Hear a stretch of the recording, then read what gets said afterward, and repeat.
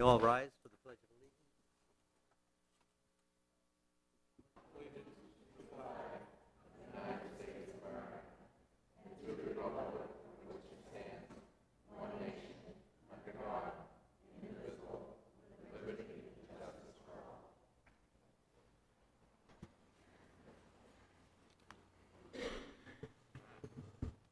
We have roll call, please. Good evening, Board. First on our list, Gil Gordian. Here.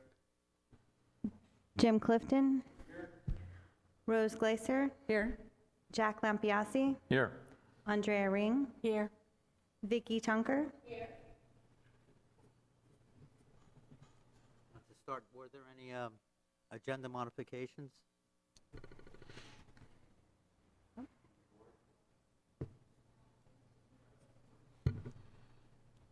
What about an approval? My microphone? It's on. Okay, thank you. Any approval of the minutes? I make the motion to approve the November 3rd minutes. I second it.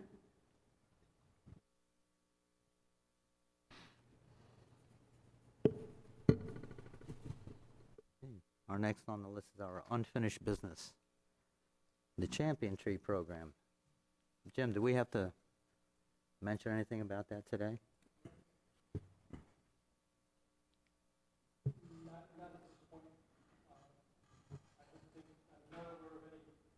I'm not aware of any applications that have come in.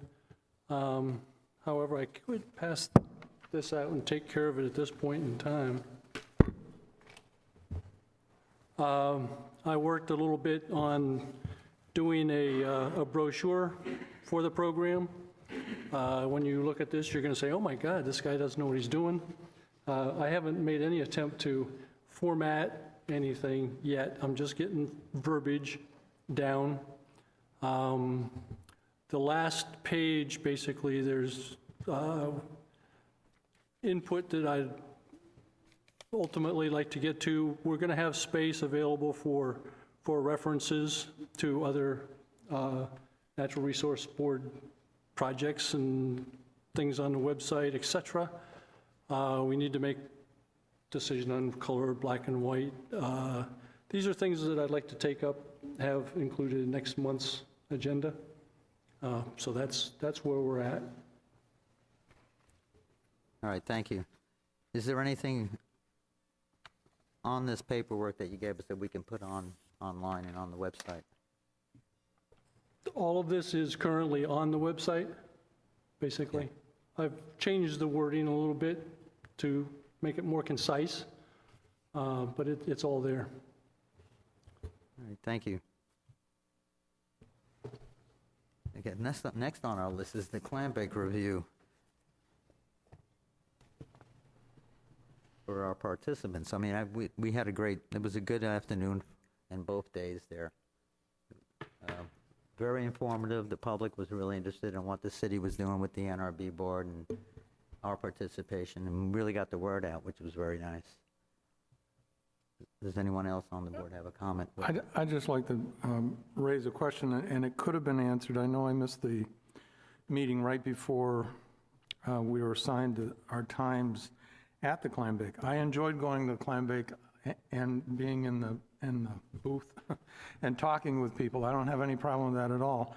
I'm still wondering, though, has there been a legal loophole that allows two of us to sit in that booth and talk openly about board issues?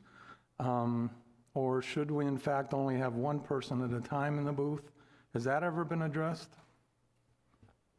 Good point. Let me bring that up with the city attorney. You are correct. I think that could be an issue. So in the future, we may have to make at least one member and maybe another non-member. But I will talk to the city attorney and get clarification. Okay, thank you.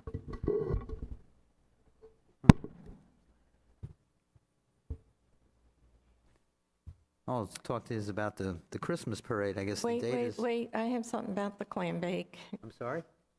Okay, something about the clam bake. We, Well, I was sitting in that booth. I can't tell you how many people came up to me and asked me why we don't have recycling bins. And I don't know if we could, as a board, ask the city council to, during any event that is being sponsored at the park, that we, if they put out garbage cans, we also put out recycling bins. Because I had so many people come up and just want, they want to recycle.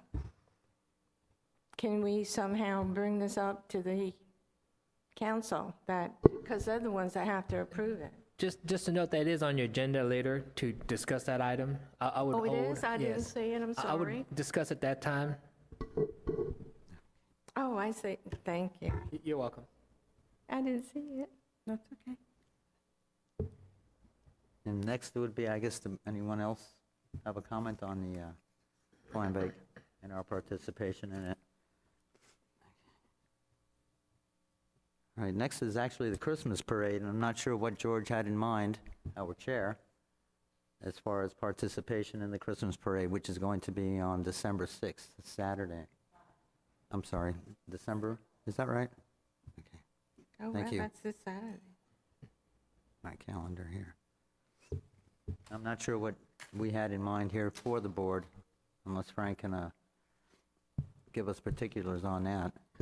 I don't have any, but if you do want to participate, you have to submit an application to Bruce, who's managing the Christmas parade. I believe there's lots of opening. He's very open in terms of, I think anyone and everyone could attend.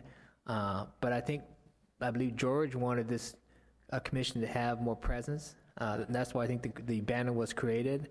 I'm not sure what beyond walking the parade his intentions are, but I think his overall intent was just to have more presence of this committee. All right, we can communicate with staff during the course of the week or before the parade time to see who on the board can participate. I would, yeah, if you want to participate, maybe email Michelle who could be there, and if there's a presence, this would be your only meeting prior to that event. So if I think the issue would be whether you want to do it or not, and then how many, and then George could follow up, having everybody send emails to Michelle in terms of who should be there or not. And I think you could have yourself and other friends to carry or walk the banner. It's up to you. I think it's up to George or this commission. It was really George's idea. I have really no insight on what he wanted. Do we want a truck and get any trees or anything, or like Andrea won't be able to walk? Yeah, I'm not sure how we can work this out, yeah, in order to participate in the parade. I'll communicate with Michelle and see what we can work out. Unless any one of the members are willing to, are you guys willing to participate in the parade, or? No, I'm Fine. not willing. No, I can't walk that far. I'd be willing. Okay. Okay, so I'll speak to Michelle no later than Thursday. So we're looking at a minimum, I would hope, of At least three three. people if we can. I will if I can adjust my hours. Okay. I work till 6. Okay.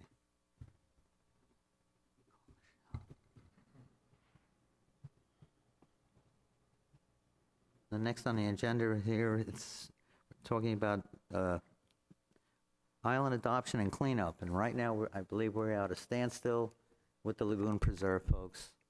Right now, there is no island available to us in order to participate and become adoptees for one of the islands along the Sebastian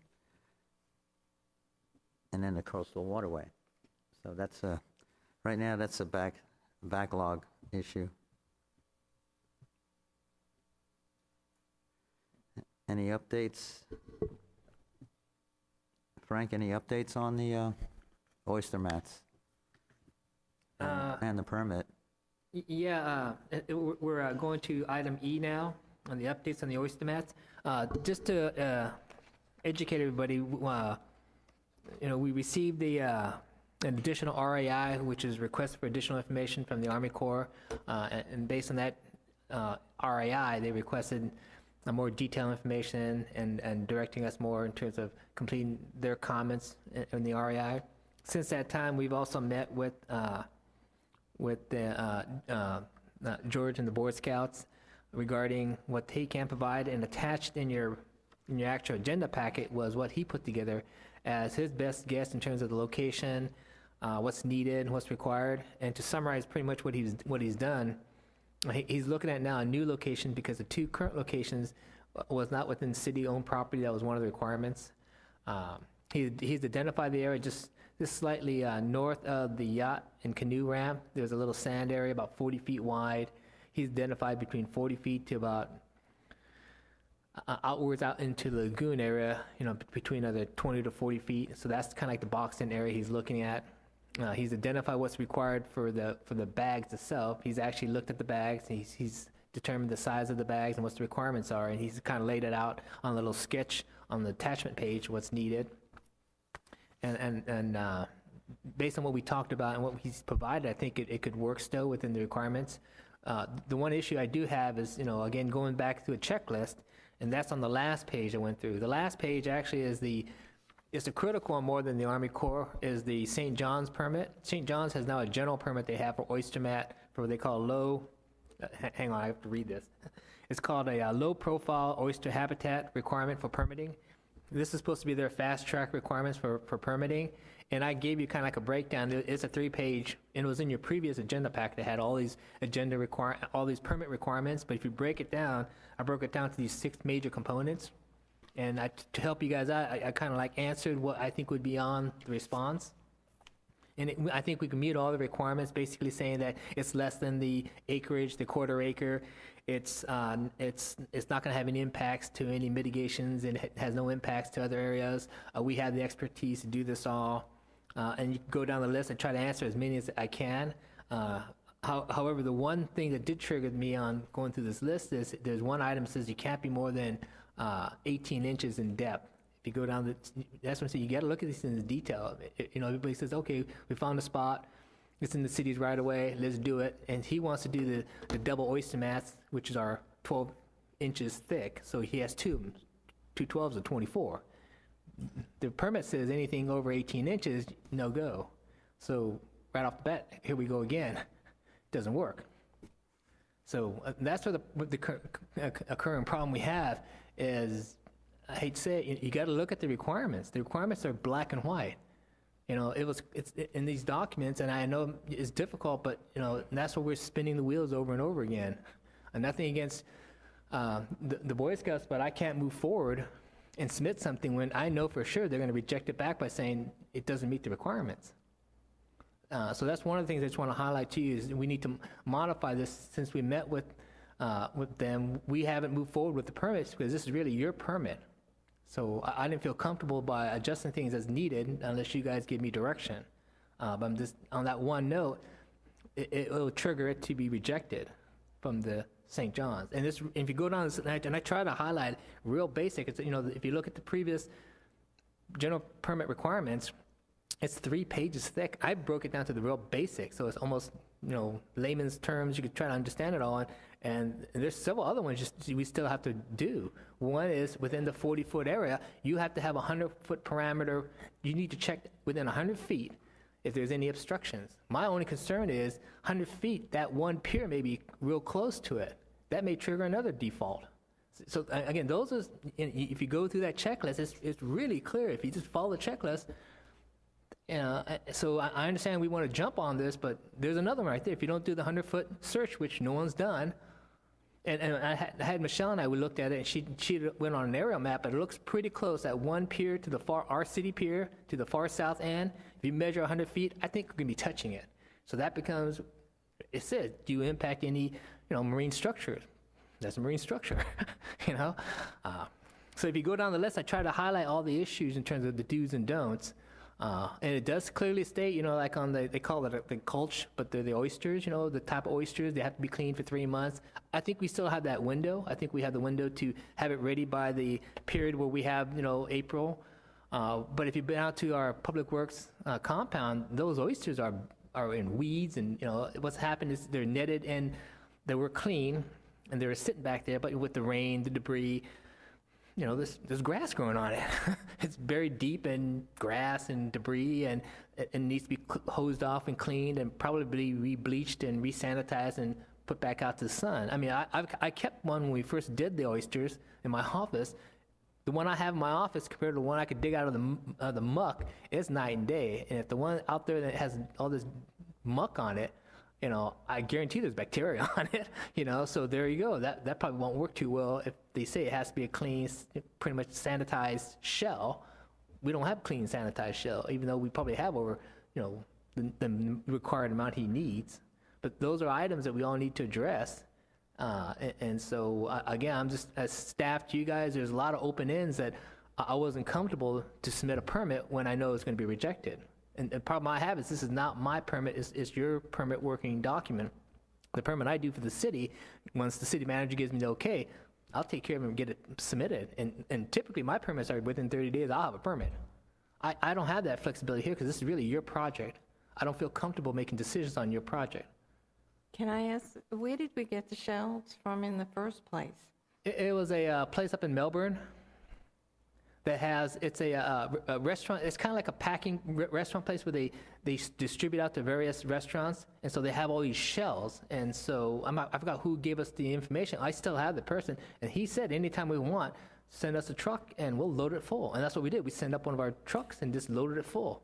So the oyster's not an issue. I can get another truckload of oysters. So which would be easier than just to go get another truckload or to try Well, to I hate clean to up waste the ones we oysters that are have? sitting out. I think they're still good. Those are I still think, fine, yeah. yeah, I think they have to be cleaned out and probably bleached, and you'll be good again. But I believe George Okay, Millar, all right. Chair, made the contact to originally get those oyster shells.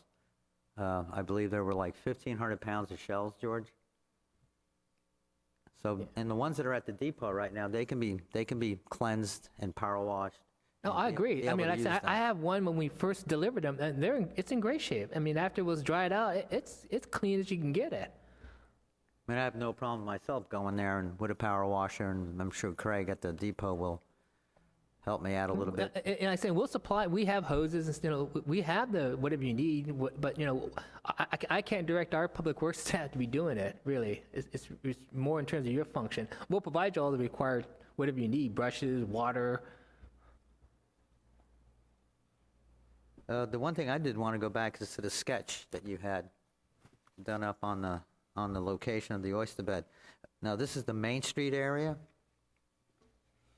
The sketch was done by, wasn't by us. This was George.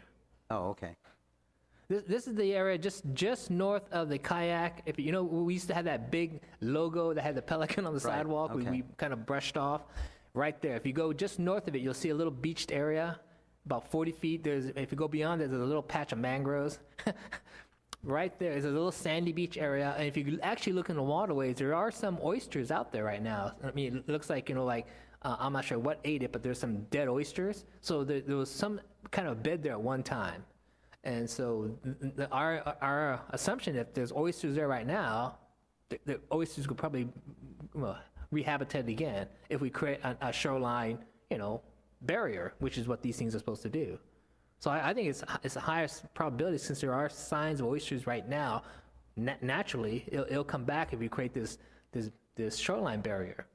And I think what they're proposing makes sense, you know, which is, you know, these bags stacked up high, the entire length of 40 feet, which equals up to, if you look at the numbers, about 1,600 oysters you need to fill these bags and to create this kind of like a shoreline barrier. And truly, that's what these bags are meant to be, was to be a shoreline barrier in terms of shoreline restoration. So it meets all the requirements of both agencies. If we do it right, I think it meets the Army Corps and the St. John's. We just got to make sure.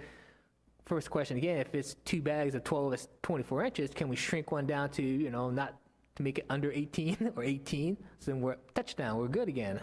But that's not my call. That's you know, this, you know, you guys' call in orchestrating this project.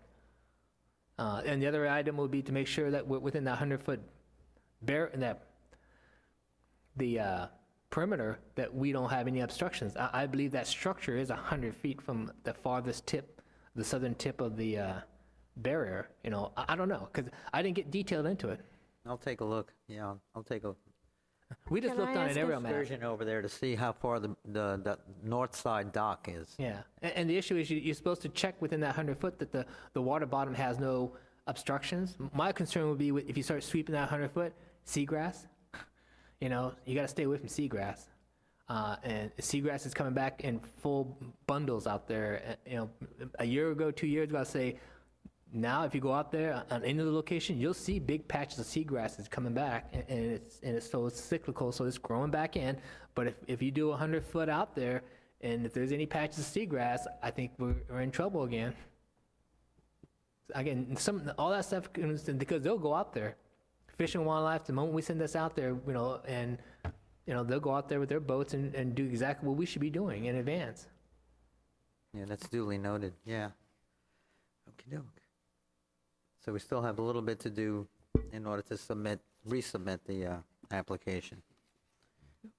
When do you plan to put these in the water? I mean, I think we still have time because you know the actual action would be you know before the April. There's 2 periods. They did a good job in showing the cyclical period of when the right salinity and the right times are, and it shows you on that last page. It says between the yellow section between April and May, and then later on towards October and November are the 2 best times to be putting out the oysters. So we have time. So if you go backwards in time, 3 months, we still have plenty of time. I believe the issue is going to be that you know the Boy Scout, you know, he's real concerned regarding the delay and the non-movement of this project. I think they approached us because they want to get this thing going, and they're concerned that we still haven't gotten a permit yet. And I think the direction was, have you gotten the permit? And again, I don't feel comfortable submitting something that's really your board's permit. It's like a consultant working for a client. I'm not going to do it without the client's approval because it's really your project. All right, thank you. who was working on the permit? Bob was, right? Yes. So do we have to contact Bob then to get him to move? No, I'm happy to work this out. I just need your help. That's why I took care. That's why I did in advance. I did that check sheet, so to help expedite this. What I need, real simple, is what I need is a couple of things. If someone go out there with a boat to make sure within 100 feet there's no seagrass, no other obstructions, that pier on the south side, we don't hit it. And then that we decide that, hey, let's make sure the 2 bags is less than 18 inches. Then I think we're good to go.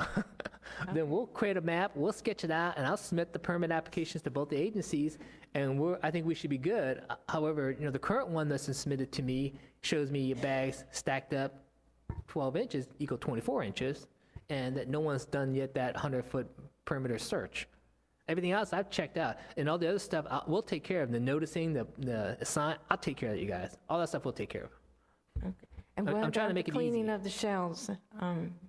You said they have to be out for 3 months then? They still? require a 3 months period of kind of like an incubation after you clean it, bleach it. What you do is when you get real raw, I think raw oysters, they have all the stuff on it. So what you want to do is you want to hose it down, get all the old oysters out of it, then you bleach it, and then you let it sit there in the sun, and it really kind of like, cleans them out above and beyond. And then you give it that 3 months period so that the bleach goes away, because you don't want to have bleach.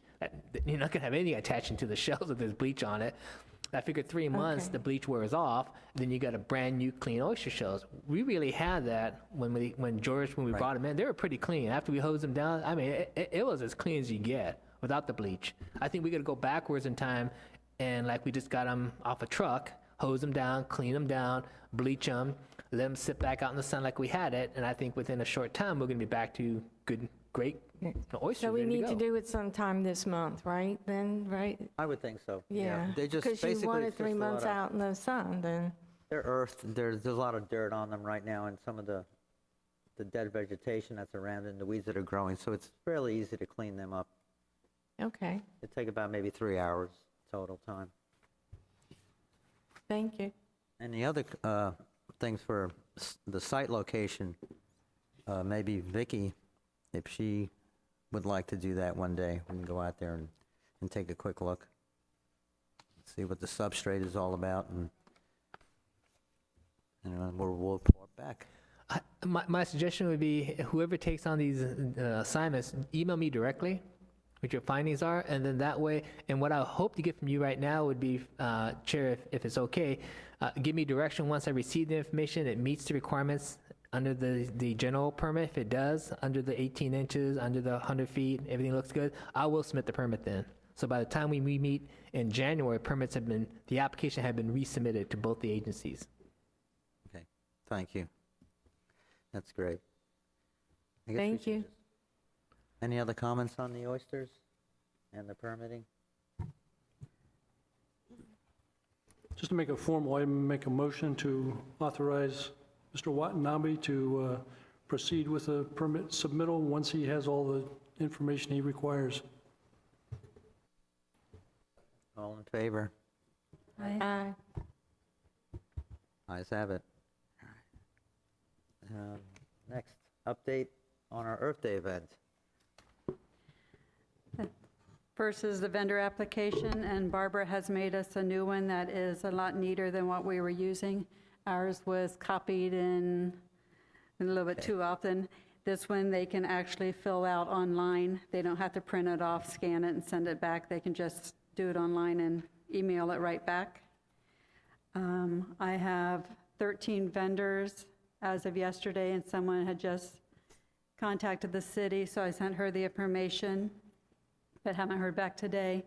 Food vendors, I have 2, and as of today, I have 3 more, so I'm up to 5 food vendors, which is really good. That's great. And I'm going to give them some applications because they kind of have a group they run with, so we're doing good there. The entertainment, that's okay. That's okay. I wanted to ask you, Frank, if maybe the K-9 unit could do their demonstration at 12 o'clock? I would check with the police department, but I'm sure it'll be okay as long as they're available. So we'll check on it. Last year, they did it at 1 o'clock. Okay. With the bands, I had one person request to perform from 11 to 12, and I thought maybe if they could do it at 12 while the other band's tearing down and the new one's setting up, That makes sense. might be a good time. Let me check with the police chief, and I'm Okay. sure she'll say not a problem, but since it's in her department, I'll check with her. Okay. So, Rose, on the sheets that you sent out. yes. Is there any of highlighting, or is this a highlighted area of the vendors that have accepted? The ones that are highlighted have already accepted. Yeah, which, And the green ones are just food vendors. I was trying to keep them separated so you'd know if it was food or not. okay, But on the right-hand side, it says the 16th, 2016. So Okay. everything that's yellowed all the way through is already coming. okay. It should pick up a lot more after January. We'll be getting a lot more. Right. I also have, I communicated with 2 of the animal sanctuaries, one down in Fort Pierce,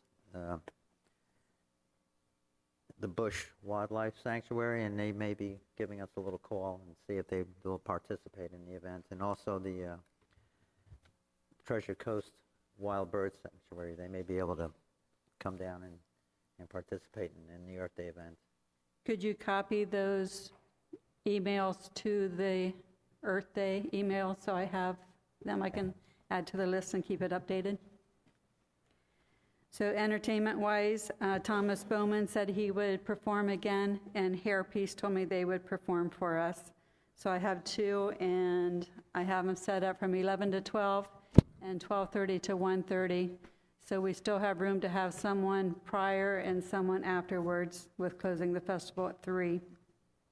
That's fine. I can send you 1 or 2 other people, and if we needed the DJ, there was a woman at the clam bake who was willing to perhaps help us out with that. Okay. And she also has a radio. She'll communicate on radio. She's down in Fort Pierce, and she'll give the NRB some airtime for the Earth Day event. The next item is the website update, and I started working with Barbara, and I need to do more work myself to get to Barbara. She will set it up, but everything has to be done and ready to go for her. So I have to continue on that. Can we change the word? The vendor application is now available online as of this afternoon. So that has been posted along with the flyer. Thank you. Can we change the word? Is that on your list? Go ahead. Okay, I would, instead of calling this Earth Day, Arbor Day Festival, could we maybe not have it be a festival and have it be a celebration, like what's on here? And change the word festival to celebration? Should we take a vote on that, or? Because I would not like to compete with festivals, you know? I'm in I don't think favor we of it. should be a festival. Of changing the wording on it? You're okay with changing it to celebration rather than Sure, I think it was festival? celebration, even in 2013. Okay, do I have to make a motion to change the form, to change the word from festival to celebration? Yes, please do, if that's what the commission wants to do. I've just got one question. Okay, I don't have a problem with the changing of it. I'm just curious what the perception of the public would be as far as it being a celebration or an event. I think a lot of times festivals, they think of that as like an event versus a celebration. It's like a short one-time thing. That's my only concern. I mean, really, regardless, the wording is inconsequential, but that's just my concern of public perception. Our flyers in the past have said celebration. It's only the application that says festival. Then let's make it all consistent. If it's celebrations on everything else, let's make it consistent. I second then that we change it to celebration. All right, I'll update the vendor application. I'll get it to you in the morning. Sorry. Okay, and Earth Day prize donations. Out of the vendors I have so far, I have 8 donations. And the last item is the Fat Tire Bike Challenge. And Kristen Beck is here this evening, and she will fill us in on her challenge. Hello, Kristen.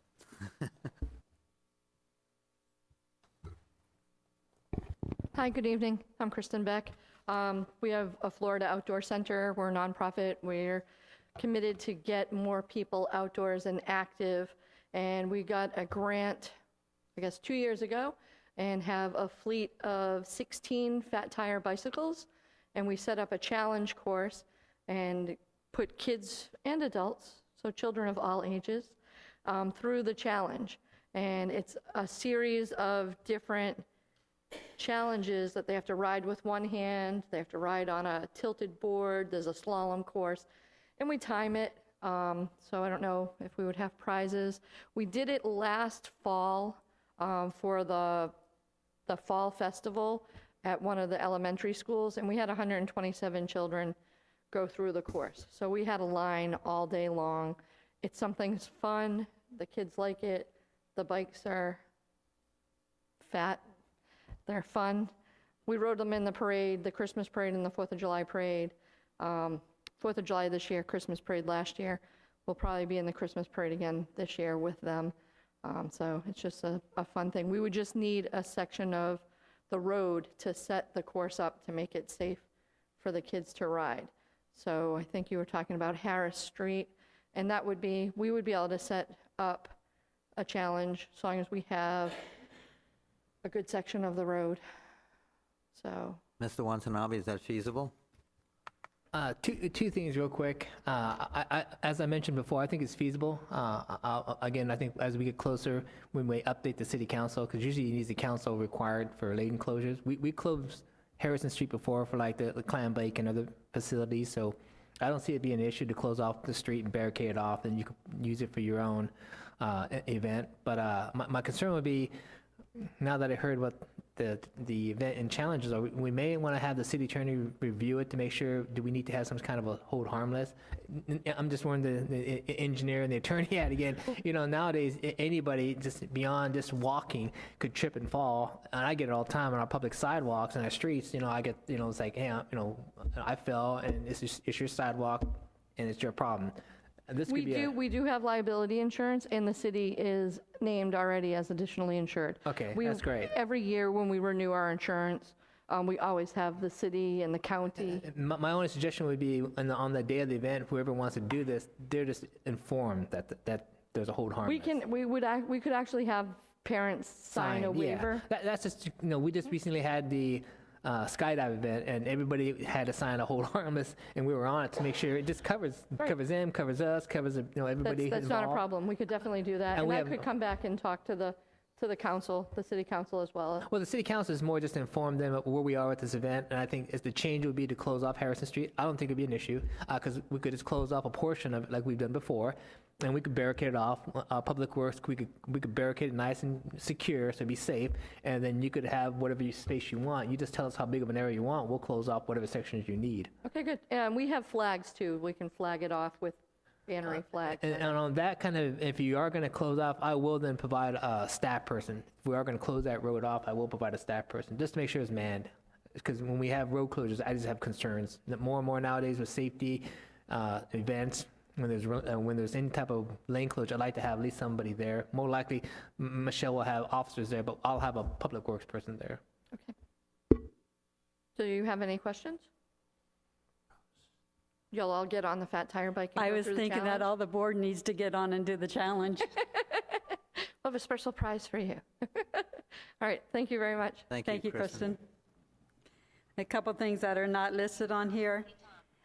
I have been working with the newspapers, and I'm getting the proper emails and things to send the information when they ask for it. So we will have on the calendars and hopefully some press coverage on it. And the other item was Barbara gave me rules and regulations that the city has used before on other festivals, and going to go over a few of the pages and redo them so they work for us. And then I will send it out to all the vendors that are coming.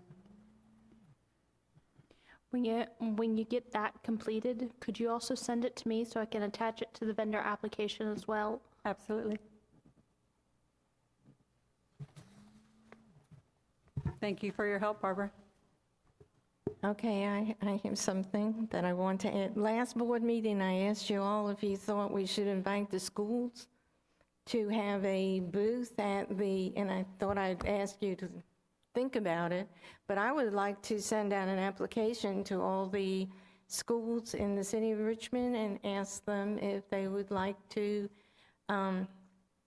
they don't have to, but they could then show us what they did for Earth Day at the school. Did they put on a little play? Did they hear a little song? Did they, draw a little picture? Whatever. And ask each school if they would like to send a representative to the park and have a space in the park. Rose, did we get anything from Sebastian River High School? No. I can contact them. I would love to see They the come drum every year corps anyway. again come. They do and participate. Play. The drum corps was great. I'll try to contact the high school and the middle school. Chair, just to highlight real quick, the city now has a youth commission that have representatives from the high school. That may be something you may want to reach out to that commission to see if they want to participate and have their representatives have a booth that'll kind of mimic what you've been asking regarding having the school participate. Okay. Was the youth commission the one that had they had a talent contest? Was that them?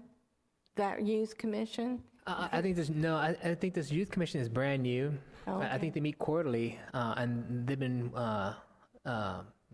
directed really looking upon other overall issues for the youth and safety and activities. But I think this could be a good option for them to work and team up with this commission. Okay. Just something to throw out there. Will they be meeting between now and Earth Day? I could check. I think they just had a workshop, and I think they're going to have another workshop. I will check. Their liaison is Officer Penn, and so I'll check with her and see what their next meeting is, and I'll just relay it through her to their chair and see if there's an interest. Okay. Thank you.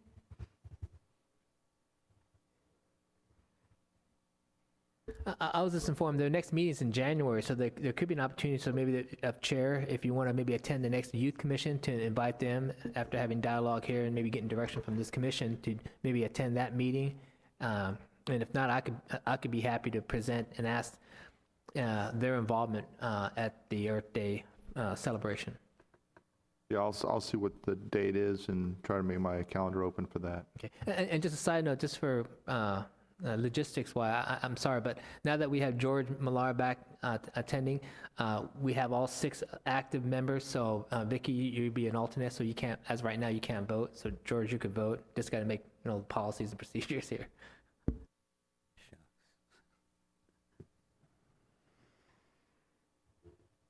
I don't have anything else on Earth Day. Okay, thank you, Rose. Thank you. Next on our agenda is public input. Is there any public input? Would anyone from the public like to step up to the podium? And Go ahead. you're being recognized, yes. Come on up.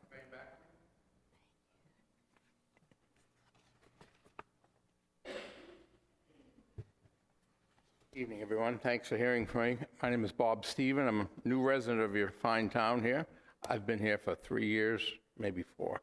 But I recently purchased a house on Concha Drive, and I'm on the,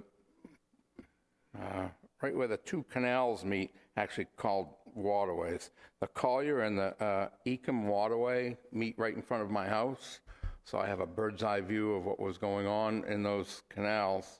And recently, when I first moved here, let's see, I got here in September, the beginning of September, and we had a very lively waterway out front. We had all the birds that we normally have around here and quite a few animals, some gators, a few fish.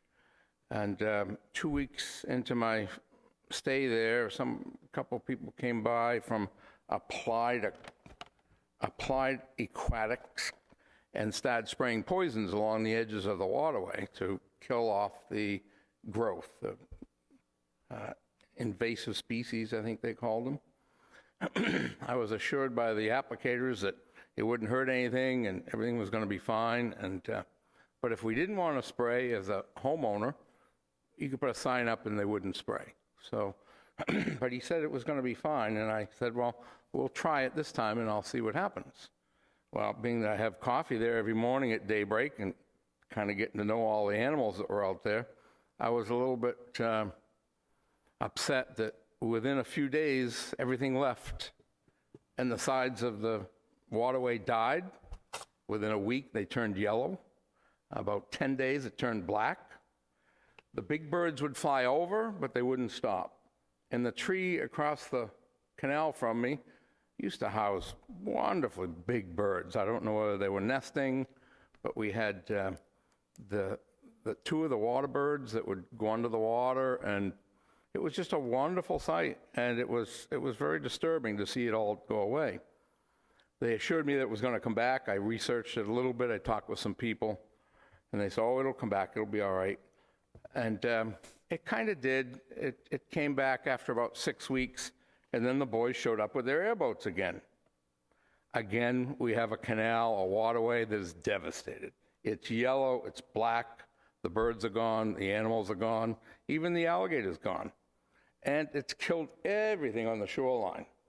So I looked into it a little further. I tried to ask for MSDS sheets. I wanted to know why their vehicles didn't have hazmat signs on them. And I wanted to know what their chemicals were. Nobody could give me that information. I thought that was a little odd. I did some research. I did find out some of the chemicals they're using, some names I'm not quite familiar with. Some of you know Roundup, Custom, Sunwet, Cooper Snow, Tribune, Captain XTR. Well, I started looking for the MSDS sheets on some of these things. I was able to find 3 of them, and they're very disturbing to look at the MSDS sheets on this stuff.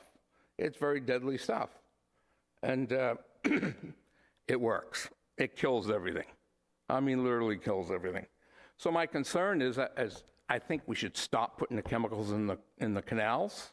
I know that the species needs to be kept up on, but the few neighbors that I've talked with, they don't seem to have a problem paying people to do that without chemicals. So as a board, I'm asking for help which way I should go. Should I start a petition? How do we go about stopping the chemicals going into our waterways? I think in that small neighborhood, we can maybe be able to do it. And then maybe we take a collection from all the homeowners and we'll have people physically remove those invasive species of plants. I don't think we need to be spraying every 6 weeks. Right, thank you Because for it's bringing that devastating to to see our it. attention. Mr. Watanabe, is that a county issue that they take care of that, or is it the city? No, actually, it's a city function. Applied Aquatics is a contracting firm that the city contracts out. It's under a stormwater issue. And I'll check with my Deputy Public Works Director, but Applied Aquatics is certified, and they're permitted, and they're required through all the permitting agencies to use what's required under their licensing. So whatever they do, they still have to get their certifications, their permits through the permitting agencies. So, I'm assuming, and we'll verify it again, that whatever they're applying is supposed to be under the permitting requirements. We're inspected by those agencies too.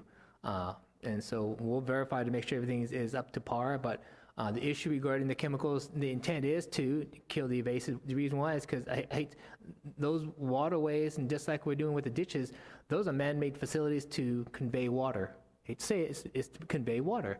And if we let the vegetation grow to the point where we can't convey water, then we're going to have flooding. And those ditches and waterways and canals are made to convey water. That's what the regulatory agencies identify, those canals, ditches, and waters, and to move the water. And applied chemicals are supposed to be, from what I heard, it was supposed to be acceptable within those permitting agencies, so it's not going to be a toxic poison. Again, I'll verify it, but from the technical standpoint, that's what we go. The other issue would be if we don't use the chemicals, we go out there and ditch clean. Well, we just tried that for the last 3 months up in this area, and you should have seen the phone calls I've been receiving regarding going out there with equipments and weed whackers and blowing and disturbing the ditches, and it causes other issues. Based on my knowledge, the other agencies like the county and our several cities adjacent to us, they all use chemicals, way more than we do. And actually, our approach next year going to council is to go out with more on our, not just the canal system, but all our ditch system is to spray. I cannot keep up with the vegetation growth. The ditch clean we just did up in the northern port, we spent over $100,000. Within a few weeks, it's come back. The ditches are regrown back and thick. And the issue would be, I understand they're nice and pleasant, but if we have rainfall like we did, then we have flooding, then I have all the people screaming at flooding, and then on top of that now, this last season was the heavy rainstorm, I got roads now falling apart. City Council just approved, they were not happy, but they had approved over $600,000 in road repairs because of all this damage that occurred from flooding. And it's going to keep going. So people are going to start flipping out regarding, do I have flooding or do I lose my roads? People want to keep the roads to drive. I understand the need to have these sensitive environmental areas, but it's a balancing point where I've got to flow the water. If I can't flow the water, it's going to cause other issues. That's going to be more impacting the residents. This is a waterway. This isn't a ditch. This is far from a ditch. This is a deep waterway. People used to fish it. They still fish. There are no fish there anymore. The old people say the fish were plentiful before they used the chemicals. And if you look at number 9 on your principles that this board has written up, this is far from that principle. Number 9 says that you're going to be friendly to the yards around the waterways and protect the waterfront. We're not doing that here. We're killing off things.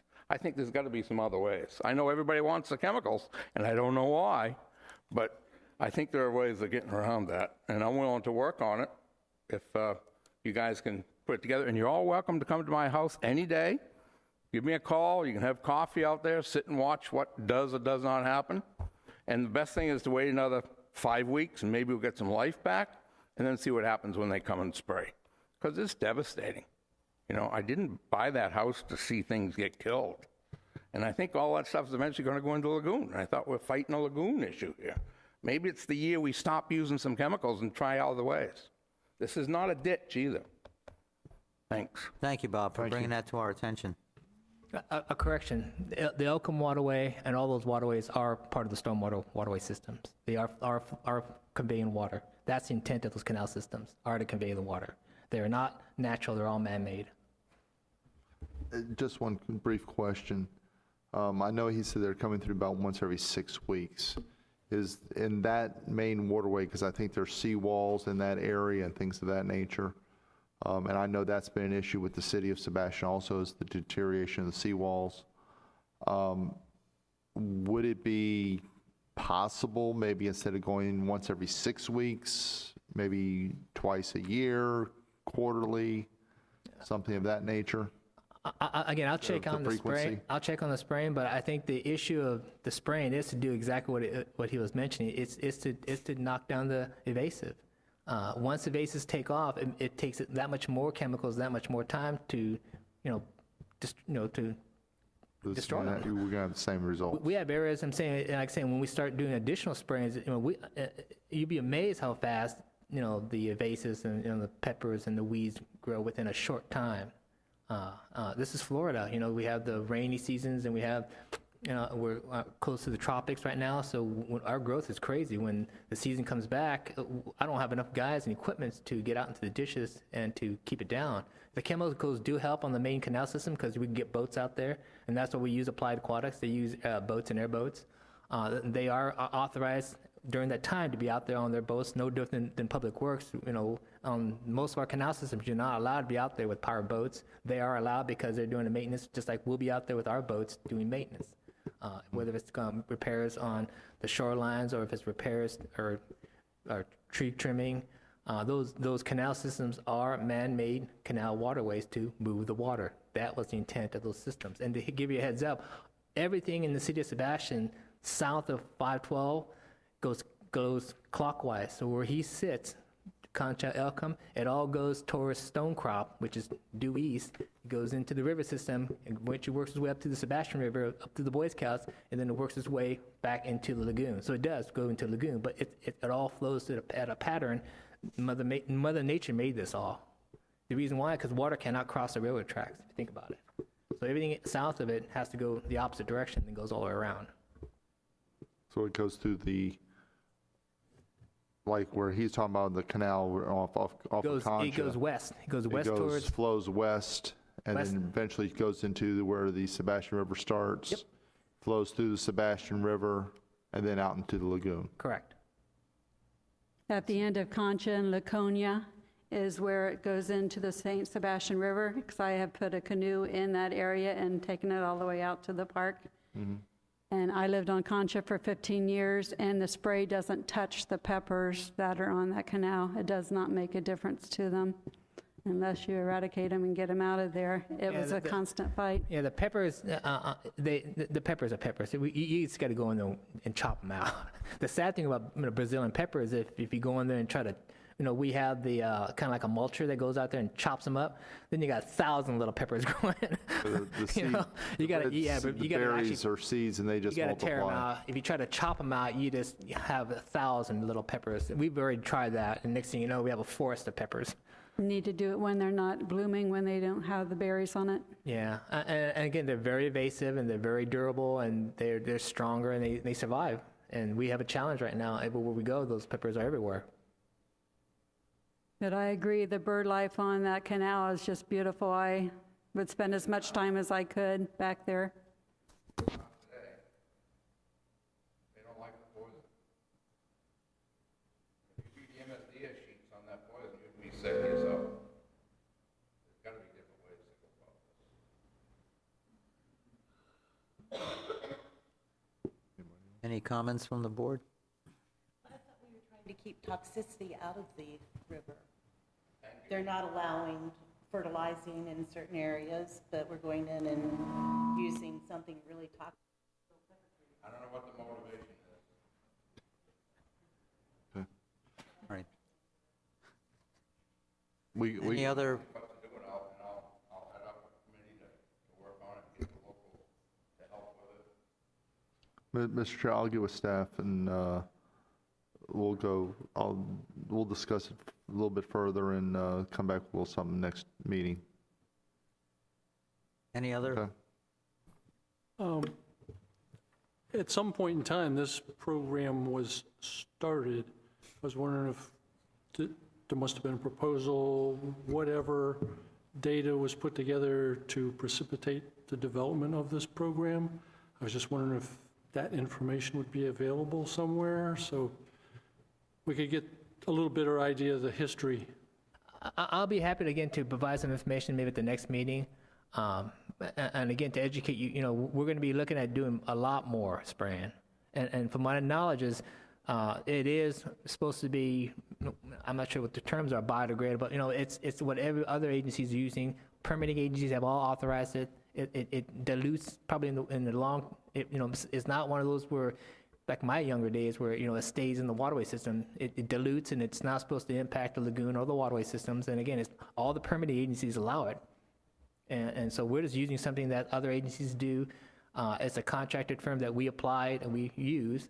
And it's our only way right now to maintain those waterways to keep them open.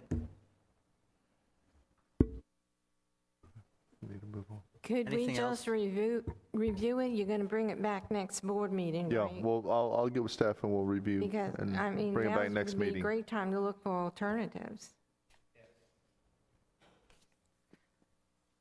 Any other public input? Okay. Stepping on to new business. Here we go with the recycling cans. Now we can speak about that. Sorry, I jumped the gun. I mean, I'll start it off. There are a couple, I believe there's 2 recycling containers. There's also, I believe, 2, one at each one of the boat ramps in the city of Sebastian. Now it's up to the city if they wanted to do something else. And we can also see that, not an extra expenditure, but to add more to the park if needed. Or do you line up the entire walkway of Indian River Drive and every park in Sebastian with the recycling? So that's pretty much a city issue, and they are showing that they do recycle. There is some sort of showing of a container for recycling for the public. I So it's, Mr. Chair, the thing with the recycling, the NRP events, we have recycling cans and things like that, the Earth Day, all through the thing for the deposit of the plastic bottles and things of that nature. I know we were discussing this a little bit, noticing about the clam bake, where there was a lot of glass bottles being utilized, a lot of plastic bottles being utilized, a lot of things that had the potential of being recycled, but there was no recycling containers around for that event.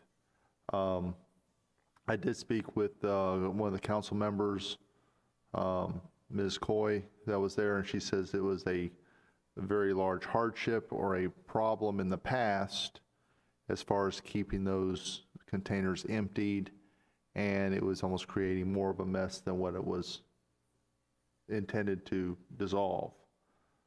I just hope maybe we can come up between now and, I know we have a lot of recycling containers at our Earth Day event, but maybe we can somehow propose it to council that during all these events of this nature, that they be required to have recycling containers and a way of, be it waste management or someone else disposing of those things. I know one of the purposes of the larger recycling containers being distributed to the residents in the city and also Indian River County at large was to decrease the amount of material that was going to the landfills.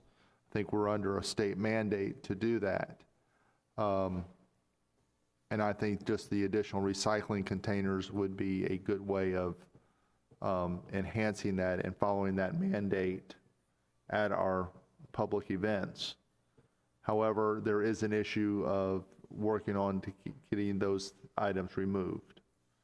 And I think that's what we need to also in calculus. Not only do we bring up a situation to the forefront, but let's see if we can get something where we can resolve what I call the hiccups or the bumps in the road, to see if we can bring some recommendations to resolve some of those issues also. And that's one of the things that I brought up. The Pelican Island Festival in March does have curb there with extra bins, and they do recycle the entire day. They also have water in bulk, so you can refill your own water bottles, so you're not buying plastic bottles and throwing them away. So it is possible. And the recycling has changed. I mean, it's single recycle now, so we don't have to worry about separating everything out. And I'm sure they have recycle containers made for public rather than home use. Right, but I think the issue with the public being at the park, the concern that Ms. Coy brought to my attention was the removal of that material so the cans wouldn't be just overflowing. And then also the dumpster, I know she said the dumpster with cardboard was filled up for recycling like within a day, and Waste Management did not come out and empty it out in a timely manner. But I think that can maybe be resolved through a scheduling issue. I don't know if there's a cost associated with that or not, but we can, see what, look into that over the course of the next month or two. Well, if they took the time, and I saw them carrying out all the garbage bags, whoever was running the clam bake was emptying the garbage. So I would think that they'd be able to empty the recycles at the same time and put the recycles. I don't see where the people necessary, because if they're throwing all the cans and all the bottles into the garbage, then, it's just another can that they have to empty. Chair, may I add a few insights regarding, number one, I think it's a good idea. Number two, I think the best approach would be maybe to use your Earth Day celebration to maybe trial out separate cans that does recycle. I think the issue that Ms. Coy talked about regarding the past and even currently right now is, it is a challenge to keep them separate, and I know that the current process right now within the residential units are being picked up as a single can. The reason why it's a single can is because now they have these automated trucks that can pick them up, and so they went away from separating out. It still gets separated out someplace, whether it's at the waste depot. Someone's got to go in there and separate box, cans, bottles. There's no magical wand that does it all. So if it's not done by you, the home person, it's done by somebody at the someplace to separate them out. So there's a huge cost that someone decided that says, now that I have automated trucks, I can save that guy and put him out in the bin someplace and separate out. So there's still some separating and man hours associated with it. I'm assuming Waste Management saves their money because they're using these automatic trucks. That's for residential. Commercial use, we don't have a contract right now for recycling on a commercial basis. However, that's something maybe the city manager in discussions right now, I think with Waste Management, is to open up the dialogue that says maybe for some of our special events, you do provide us some recycling for commercial. I consider, events commercial use. It's not residential, it's commercial. Right. And so that's an additional cost and association to Waste Management, because there are solid waste pickup people, how they're going to take care of that. I think to solve their concerns as an engineer, to quantify it, let's use your event, use separate cans, and let's see how much you could save in terms of, or collect and save in terms of glass bottles, and say, hey, for our Earth Day event, we collected so many pounds of glass, and that saved this much money. If we do with our event, why can't we do with these other events? Use your event as hate to say it, like a beta test, and see if it can happen. I think it can. I see a lot of events that do have separate events, separate cans, separate uses, and that you work with Public Works. The people on Clambake is Public Works, and we hauled it all off to one big dumpster. There was no recycled dumpster. It went to one big dumpster. That's what I was thinking, Mr. Wanabe. I wasn't necessarily talking about separating cans and bottles and plastics in different cans, because I know that would, but what I was noting during the Earth Day event,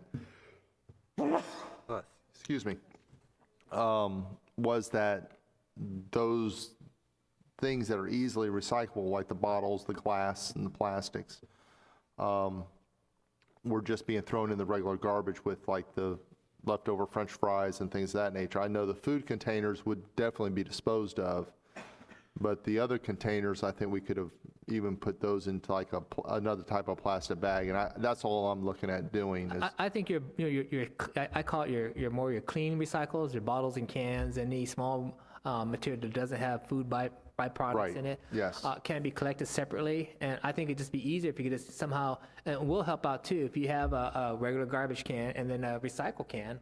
I don't care if you just have to put stickers that says recycle and help police it. That's all it takes. Something, hey, that's recycle can, and people see that and they go to the other can. At the end of the day, we collect it all, put it all into a recycled dumpster, and then we call Waste Management. Hey, come pick up. We got some recycle. They're not going to reject it, and I'm assuming it's a savings for them to recycle whatever materials if it's already packaged up in a separate recycle dumpster for them to pick up. Maybe we have that as a sample, and if it works, maybe the city manager can then talk with waste managers for all the events. We Yeah, have the that's- same thing, we take it upon ourselves to show them that it could work, and it could save some money and efficiency overall, and also help recycle a good majority of plastics, glass, paper. Exactly. I can reiterate, though, when I was sitting there, I only sat there for like, 4 hours, 5 hours at the end. And I had at least a half a dozen people come up and ask me, where's the recycling and why aren't we doing that here?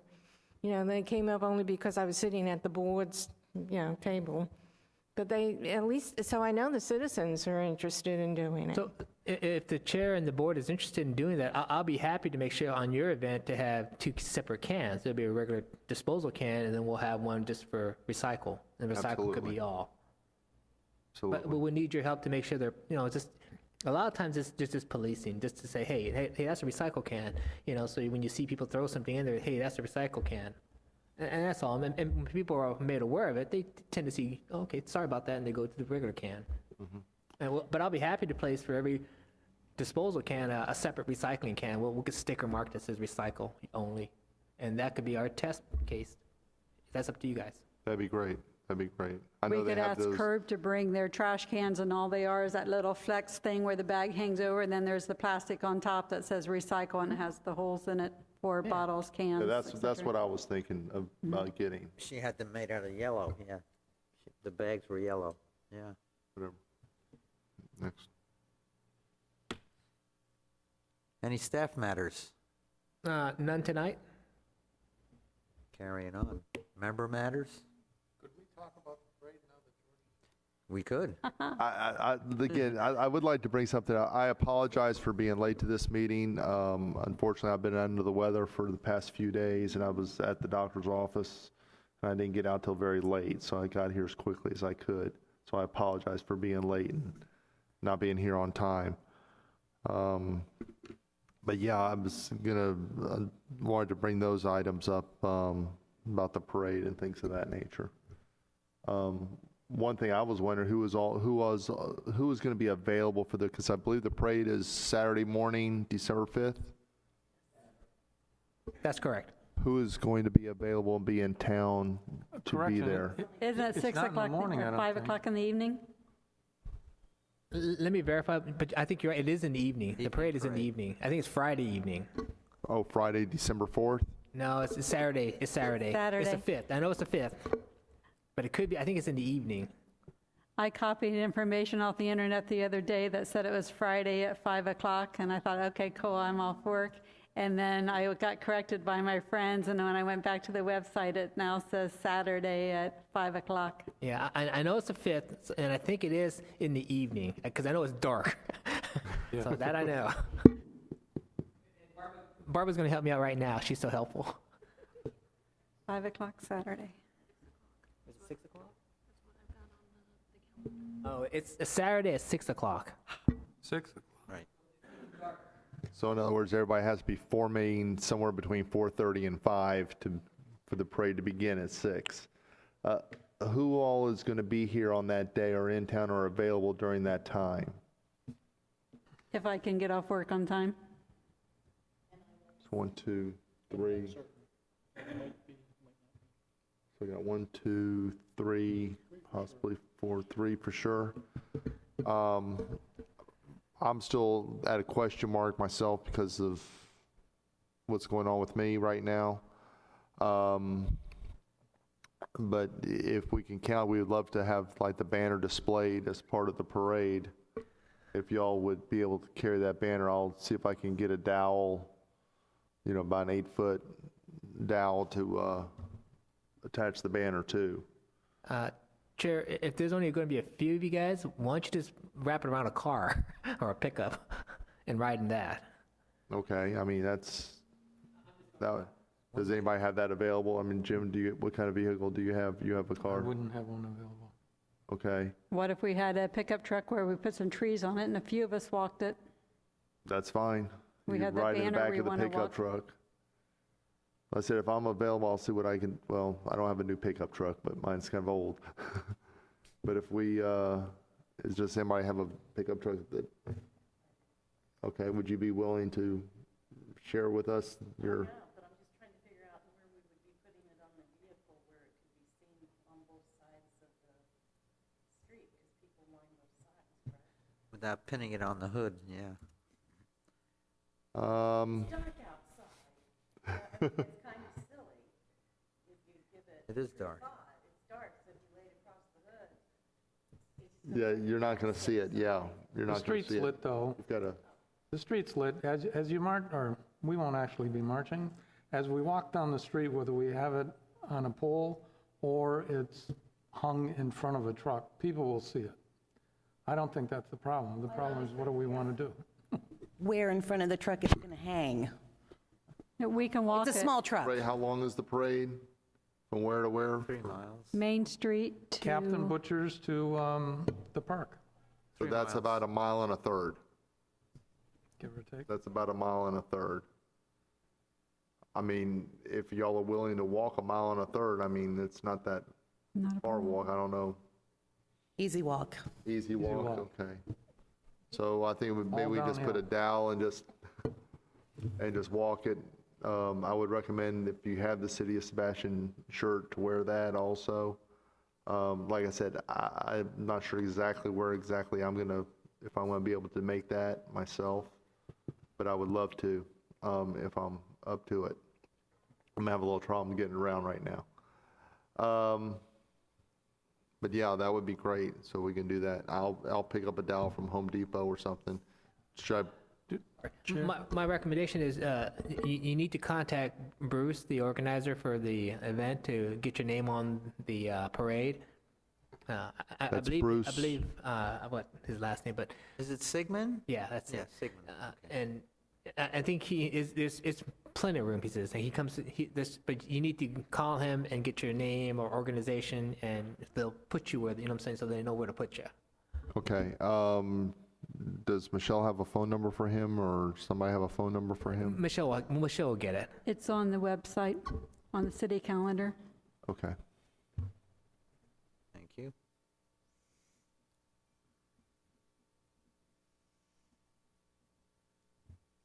okay, that would be great. So if we can participate, we'll plan on being there. I will try and put out an email, or at least I'll email Michelle and she can forward it to everyone else as far as the time and place to meet. I'm guessing it's going to be somewhere between 4:30 and 5 o'clock if the parade begins at 6, and somewhere in the vicinity of Captain Butcher's, and we'll have everything there. Okay?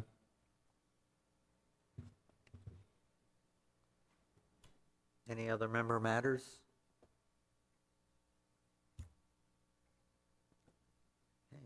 Items for the next agenda. So we have a couple of things under our, Oh, I'm sorry. I did want to make a mention.